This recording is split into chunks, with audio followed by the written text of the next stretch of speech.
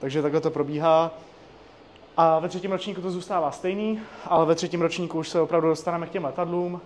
Jak sami uvidíte za chvíli, máme tam pár kusů L-39, jedna je kompletní L-39 a je to prototyp X-21 z někdy z pozdních 70. let.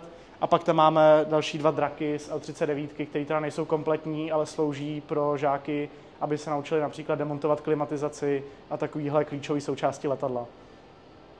A ve čtvrtém ročníku už teda praxe probíhají ve firmách. Nevím, jestli jste už byli u pana ředitele, nebo nebyli jste, tak k tomu vám pak řekne víc asi on, protože pak ještě další část vašeho výkladu tady bude takový sezení s panem ředitelem, kde on vám řekne do detailu všechno o škole a jak to tady funguje a hlavně teda, jak probíhají ty praxe v tom čtvrtém ročníku, protože my máme nasmluvané nějaké firmy a kromě firm třeba i Českou armádu, takže naši žáci ve čtvrtých ročnících chodí na praxe třeba do Kbel nebo do Čáslavi. Takže pracují na zajímavých letadlech jako třeba L410.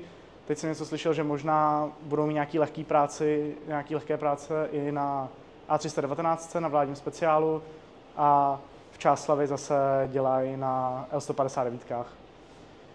Tak jo, můžeme pokračovat dál.